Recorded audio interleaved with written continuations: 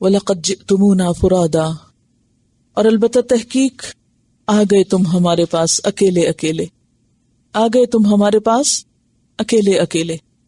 فرادا فرد کی جمع، فرد افراد اردو میں استعمال ہوتا ہے، جیسے کہ سورۃ مریم آیت 95 میں آتا ہے وَكُلُّهُمْ آتِيهِ يَوْمَ الْقِيَامَةِ فَرْدًا، اور وہ سارے کے سارے آئیں گے اس کے پاس قیامت کے دن اکیلے اکیلے، انڈیویجولی، کوئی کسی کے ساتھ نہ ہوگا، کوئی کسی کا مددگار نہ ہوگا۔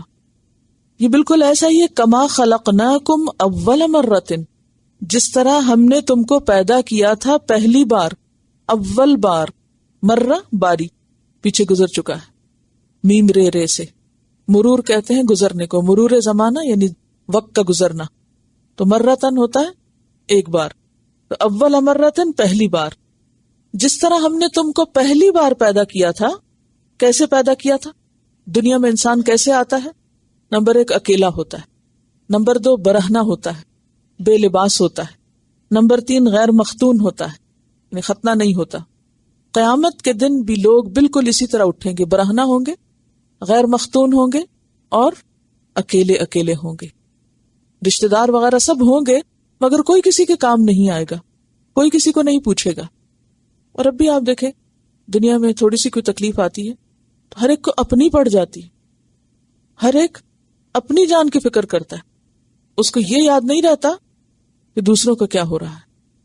تو قیامت کے دن کی بھی ایسی چیخ پکار ہوگی، کسی کو کوئی یاد نہ رہے گا، ہر ایک اپنی فکر کر رہا ہوگا۔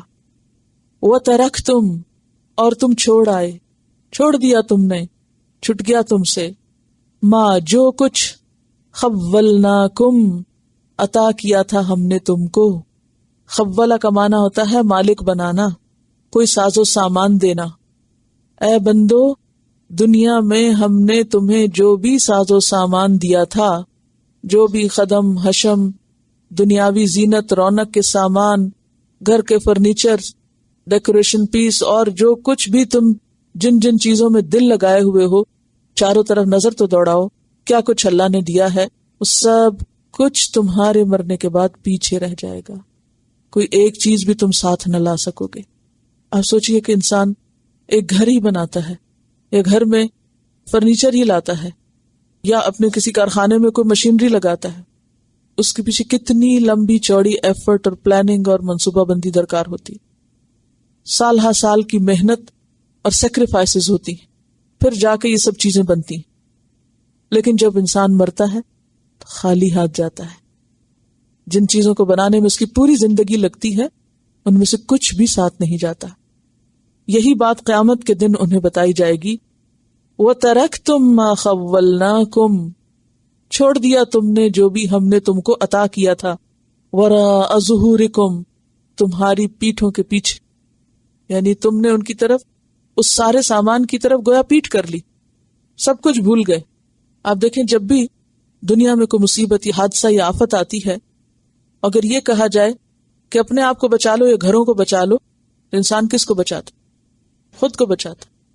ساری زندگی بھاگ دوڑ کر کے، وقت لگا کے جو کچھ اکٹھا کر رکھا ہوتا ہے ان میں سے ایک بھی چیز اٹھانے کو دل نہیں چاہتا کہ اس کے اٹھانے میں کہیں دیر نہ ہو جائے، میں کسی طرح بچ جاؤں، ان چیزوں کی پرواہ نہیں۔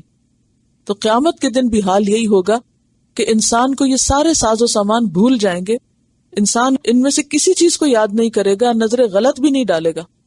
لیکن حیرت کی بات ہے کہ جب تک ہمارے پاس وقت ہے، مہلت ہے، ہماری ساری دلچسپیاں کس میں ہیں، ہمارا سارا وقت کس میں لگتا ہے، ہمارے فارغ اوقات، ہماری طاقت، ہماری جوانی، ہماری دولت، ہمارا سب کچھ کیا اکٹھا کرنے میں لگتا ہے، کیا سمیٹنے میں، کن چیزوں کو تلاش کرنے میں، کس کو ڈھونڈنے میں۔ کبھی ہم اپنا حساب تو کریں کہ وہ سارے اوقات جو ہم محض بازاروں میں گھوم کے گزار دیتے ہیں، صرف نئی نئی چیزیں تلاش کرنے، صرف دنیا کی محبت میں، بعضوں کا ضرورت ہوتی ہے اور بعضوں ضرورت ہوتی ہی نہیں ہے۔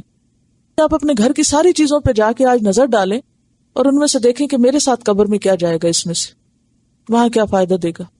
کسی ایک چیز پہ ہاتھ رکھیں جا کے اور سوچیں کہ اس چیز کو حاصل کرنے میں آپ نے کتنا وقت لگایا، کہاں سے جا کے خریدا، کہاں سے اٹھا کے لائے، کتنا دھویا، سکھایا، چمکایا، سنبھالا، رکھا، ادھر سے ادھر، ادھر سے ادھر، وہ سارے وقت کو ذرا گنے، کیا اس میں اس سے زیادہ تعمیری کام نہیں ہو سکتا تھا؟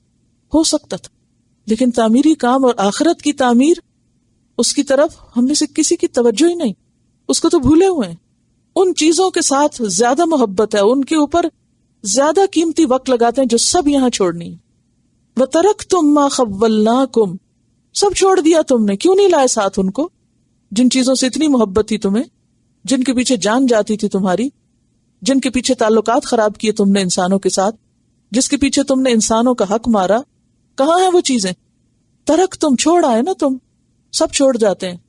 وراء ظہورکم، اب دیکھیے وراءکم بھی کہا جا سکتا ہے، لیکن وراء ظہورکم شدت کے لیے کہا گیا، پیٹ پیچھے، وہ پیچھے، کیونکہ انسان کے اوپر جب کوئی آفت آنے لگتی، خدا نہ خاصہ کسی لمحے آپ کو احساس ہو یہ گھر گرے گا، تو پیٹ پھیر کے بھاگیں گا نا انسان۔ اس وقت یہ تو نہیں کہے کہ وہ قیمتی میری فلانی چیز پڑی ہوئی، ذرا میں ادھر جاؤں۔ کسی ایک چیز کی طرف بھی انسان کا رخ نہیں ہوگا، ہر چیز کی طرف سے پیٹ پھیر کے انسان نکلے گا۔ وراء ظہورکم وما نرى، اور نہیں ہم دیکھتے، معکم تمہارے ساتھ، شفعاءکم تمہارے سفارشی، جن کے بارے میں تمہارا خیال تھا کہ آخرت کے معاملے میں تو وہ مدد کر دیں گے۔ ہمارا حال کیا، ہماری سوچ کیا ہوتی؟ اچھا دنیا کے کام تو ہم خود ہی کر لیں، کیونکہ محبت ہوتی ہے اس لیے ان چیزوں کو زیادہ امپورٹنس دیتے، اور جو ہی آخرت کے حساب کتاب کی فکر آتی تو کہتے ہیں وہ فلاں بڑا، وہ فلاں نیک شخص سے ہماری دوستی ہے، وہ فلاں بزرگ ہے، وہ ہمارے ماں باپ بہت نیک ہوا کرتے تھے، تو وہ ان میں سے کوئی ہمارے کام آئے، ہم نے اپنی اولاد کو حافظ بنا دیا ہے، ان میں سے کوئی ہمیں چھڑا لے گا، اس کے لیے ہم کسی اور کا سہارا ڈھونڈتے ہیں، کوئی اور کام آ جائے گا۔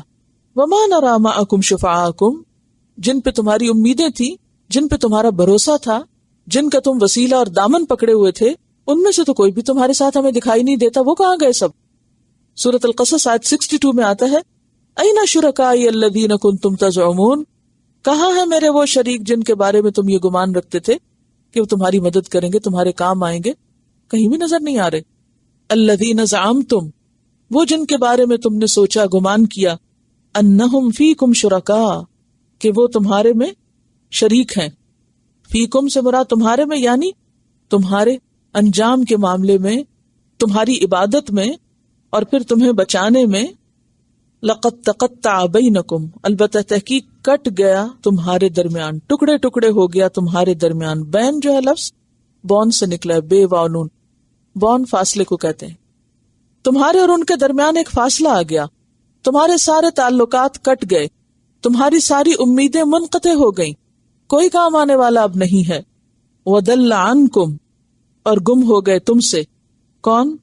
مَا كُنْتُمْ تَزْعُمُونَ، جن پر تم زوم رکھتے تھے، جن کے بارے میں تم سمجھتے تھے کہ وہ تمہارے سفارشی ہیں، یا تمہارے وہ گمراہ کن خیالات، وہ سب تم سے دور ہو گئے۔ کیونکہ جہاں تک رشتہ داروں کا تعلق ہے تو قرآن میں واضح طور پر کہہ دیا گیا، سورۃ عبسہ آیت 37 میں، لِكُلِّ امْرِئٍ مِّنْهُمْ يَوْمَئِذٍ شَأْنٌ يُغْنِيهِ، ہر شخص خود ایک ایسی حالت میں ہوگا کہ وہ دوسرے سے بے نیاز ہو جائے گا، بے پرواہ ہو جائے گا، دوسرے کی اس کو فکر نہیں ہوگی۔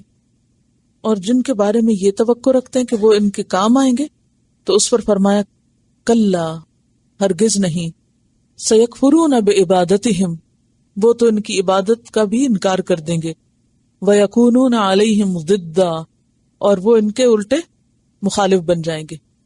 یعنی جن کے بارے میں سمجھتے کہ قیامت کے دن کام آئیں گے، وہ کام آنے کی بجائے الٹا ان کے خلاف گواہی دیں گے کہ یہ گمراہ لوگ تھے، بگڑے ہوئے لوگ تھے۔